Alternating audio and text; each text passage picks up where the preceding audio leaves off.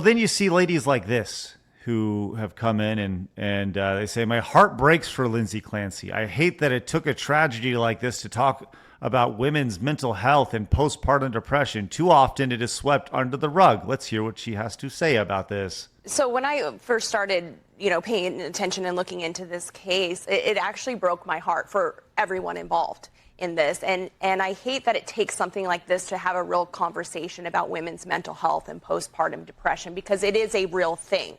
But a lot of times it is swept under the rug. Women have a lot of shame that surrounds it. People don't know how to support.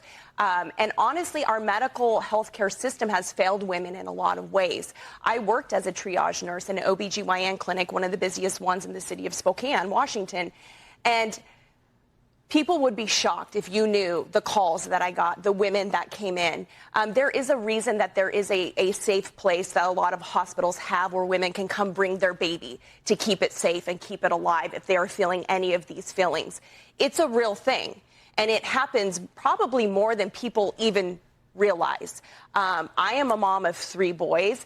If you have some of these postpartum symptoms, they can tend to get worse with each child as well.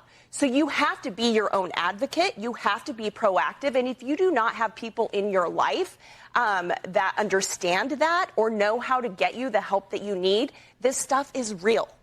And we need to address it in this country. A lot of times women are given the baby and they're shoved out of the hospital and said, good luck, She's talking about shit that isn't even remotely relevant to what's going on in the context of this case. She's talking about services for women who are calling in, who are having postpartum issues, who, maybe they're going through tough situations. She offers those services. It's wonderful to do. But this woman had a psychiatrist. She was taking medications. The husband was a stay-at-home father to help support her. They had a nanny. This is not about a woman who suffered a psychological break and needs to be coddled by a system and put away and receive some sort of clinical treatment for what ailments she purported to suffer from. This is a woman who premeditatedly decided she was tired of her 3 kids existing and taking all of her time and energy, and told her husband to leave for a couple minutes to go get something from the store, and then choke the shit out of the kids. I just want to know, for all the people, all the women out there who support Lindsay Clancy, what are your thoughts on Chris Benoit? Yeah. So, Blabs, do you know the Chris Benoit story? Yeah, isn't he like that wrestler guy and he went and killed everyone in his family, including himself? Yes, exactly. Yeah, he tragic case, and he has pretty much been disavowed by the entirety of all wrestling altogether. About 20 years ago, I think it was 2007 or so. Yeah. And you see this, and nobody's saying that postpartum depression isn't real, but that doesn't give you an excuse to kill your kids, like at any point, right? I think that's the thing, is this idea of having no self accountability. That's the biggest issue here. Everyone wants to blame, oh, well, the system failed her. No, she failed herself. She failed her children. She failed her husband. She failed everybody, to the point to where she literally murdered her children. That's messed up. Now, I play all that with the intention of talking about how there have been women who have supported this online, and some of these women are divorced. Some of these women have custody of children, which has led to men actually reaching out to lawyers to talk about this. Let's listen to this gentleman here.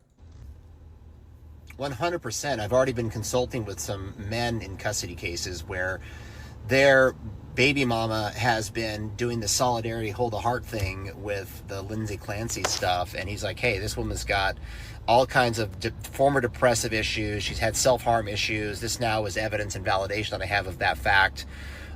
Concern based upon, prior allegations with no evidence, but allegations of hitting the kids. And so, yeah, we're going to go and swing for the fences, and we're going to try to strip this woman from having visitation rights. I want to be able to have a forensic psychiatrist interview this woman, just see just how wackadoodle she is. And we're going to use her TikTok posts. So you see this now, and you know, I got to be honest. Good. You should, if you have a wife or a girlfriend who is saying, "Oh man, I really am supporting the lady who killed her children," may want to re-examine that relationship.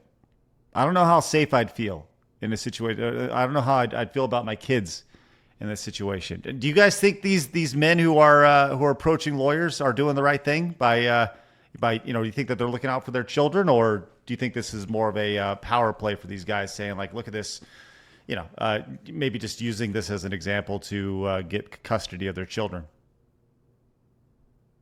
It's perfectly reasonable. When it comes to the safety of your children, you have to be a bit extreme, right? And you have to say, okay, you're supporting something like this. I'm more worried about the safety of my children than like anything else in it, right? So, yeah, there might be somebody who takes advantage of it, just like they take advantage of anything. But realistically, yeah, if somebody is supporting something like this, kind of warrants this reaction. It is a concern, yeah, because it's not just a measure of one thing or another thing that failed here. It's a personality that you see where it's focused on her, and that kind of indicates what those people who support her are thinking, their mindset, to be like, oh, it's totally okay if you feel as a human being you're so stressed and you're so overworked and you're so this and you're so that if you just happen to slip this one time, we'll give you a pass. But there is no pass. You murdered 3 children. That's it. That's the end of the line. Yeah, it's tough, man. What a horrible story, obviously, to see. And I hate seeing it show up on my timeline. And I hate, more than anything, I hate these women who are there, trying to show support for this psycho who did this to these poor babies, And I tweeted it out the other day. It was so stupid that it got traction. I just tweeted, "Babies' lives matter," and the fact that that is a tweet in 2026 is pathetic. I hate that. So, do we know? I'm curious. Like, what? So, my question for all those that support her. Okay, fine, whatever. But did they said what they recommend is a punishment or not punishment? Is maybe Mitsu? Maybe you know about that. Like, have they? What do we do then? Okay, fine. Let's go with your narrative. What if she's found not guilty?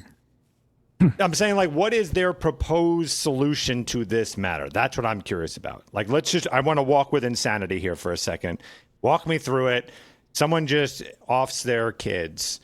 What do we do? Oh, is postpartum depression? All right, we give them a parade. Like, what is it that they want to do? You happen to probably, know that? I don't know specifically, but if I had to venture a guess, it would probably be institutionalization for X amount of time, review with some sort of parole board to make sure, or not necessarily parole, but an equivalency for a medical board hearing to see if she would be eligible for release every couple of years, constant treatment, constant supervision, all that kind of stuff. And then probably 5, 10, 20 years, depending on good behavior, all that kind of stuff, they'll cut her loose. Especially because we don't really do the whole mental health institution as much as we used to in the United States. Most of the time it's incarceration, which is fine, but we also shut down a lot of mental health facilities, the crazy wards many years back, which was kind of a good thing because a lot of them weren't exactly that great. But as a result of also doing so, a lot of people get released early, and a lot of crimes and a lot of justice isn't necessarily seen through as a result of the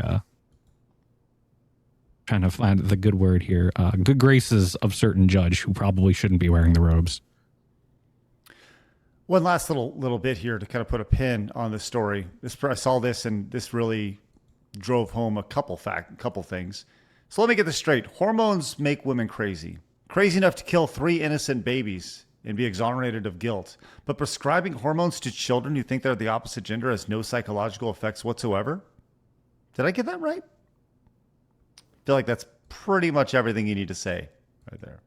Their response is going to be no, the hormones get them to their sanity. Yeah. That's what they'll say. Because they're all crazy. Everyone's crazy. Because they're all crazy. Yes. Because they're all crazy. Well, it'll get you a good job in the WNBA, right?